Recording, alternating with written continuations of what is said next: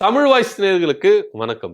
விஜய் வாங்குற வாக்கு வங்கி திமுகவுக்கு சாதகமா இருக்குமா பாதகமா இருக்குமா அப்படின்னா அது சாதகமா தான் இருக்கும். யாருக்கு பாதகம் அப்படின்னு பாத்தீங்கன்னா அதிமுகவுக்கு தான் அது பாதகமா இருக்கும் அப்படின்னு பார்க்க வேண்டியதா இருக்கு. இப்போ உடனே எல்லாரும் என்ன சொல்றாங்கன்னா, நான் யாரை கேட்டாலும் விசில் சின்னத்துக்கு தான் ஓட்டு போட்டேன் அப்படின்னு சொல்றாங்க. சோ அதனால விஜய் வந்துருவாரு அப்படின்ற ஒரு பிம்பத்தை ஒரு நரேட்டிவ் என்ன பண்றாங்க செட் பண்றாங்க. ஆனா பிராக்டிக்கலா என்ன அப்படின்னு பாத்தீங்கன்னா, இப்போ திமுகவுக்குன்னு ஒரு ஸ்டாண்டர்ட் வாக்கு வங்கி இருக்கு, அதிமுகவுக்குன்னு ஸ்டாண்டர்ட் வாக்கு இருக்கு, பாஜகவுக்குன்னு ஸ்டாண்டர்ட் இருக்கு, ஒரு கட்சிக்கும் ஸ்டாண்டர்ட் வாக்கு இருக்கு அப்படின்றதுல எந்தவித மாற்று கருத்து இல்லை. இப்ப திமுக கூட்டணி எடுத்தீங்கன்னா திமுக, காங்கிரஸ், விடுதலை சிறுத்தைகள், கம்யூனிஸ்ட் கட்சிகள் 2, அதே போல பாத்தீங்கன்னா மதிமுக இருக்குது, தேமுதிக இருக்குது, கமல்ஹாசன் கட்சி இருக்குது, இன்னும் பல அமைப்புகளும் பல கட்சிகளும் இருக்கு.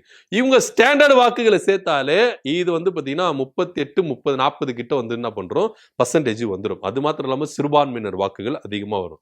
இப்ப அதே போல நீங்க எடுத்துட்டீங்கன்னா இந்த பக்கம் அதாவது அதிமுக பக்கம் ஸ்டாண்டர்ட் வாக்கு வங்கி இருக்கு. ஆனா அது சதுரி இருக்குதுன்னு வச்சுக்கோங்களேன். இப்போ அதிமுக பாரம்பரிய எதிரலைகள் இருக்கும், அந்த வாக்குகள் இருக்கும். இந்த பக்கம் திமுகவுக்கு எதிரலைகள் வாக்குகள் இருக்கும். இந்த வாக்குகளை தான் விஜய் அவர்கள் வாங்குவாரே கண்டி மத்தபடி வேற யாரோ கூடுதலா முதல் தலைமுறையின் வாக்குனர்கள் இருக்காங்களா இவங்க கூட சில பேர் விஜய்க்கும் பல பேர் திமுகவுக்கும் அதிமுகவுக்கும் போடுறதுனா வாய்ப்புகள் அதிகமா இருக்கு. ஒட்டுமொத்தமா எல்லாருமே விஜய்க்கு தான் சப்போர்ட் பண்ணாங்க, விஜய்க்கு தான் குத்துனாங்க அப்படின்னா அது கிடையவே கிடையாது. சோ இப்படியான ஒரு மாயமான ஒரு பிம்பத்தை நரேட்டிவா என்ன பண்றாங்க தமிழக வெற்றி கழகத்துல இருந்து பரப்பாங்க. ஆனா விஜய் வாக்கு சதவீதம் வாங்குவாரு, வாங்காமல இருக்க மாட்டாரு, இடங்களை பெற மாட்டாரு, ஆனா வாக்கு சதவீதம் வாங்குவாரு.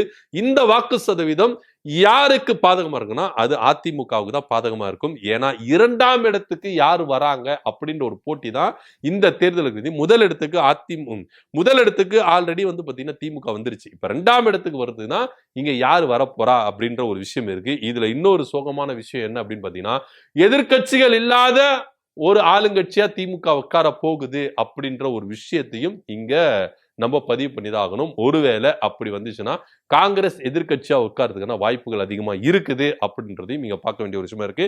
இதை பத்தியோட கருத்து என்ன அப்படின்னு கீழே கமெண்ட் பண்ணுங்க. நன்றி, வணக்கம்.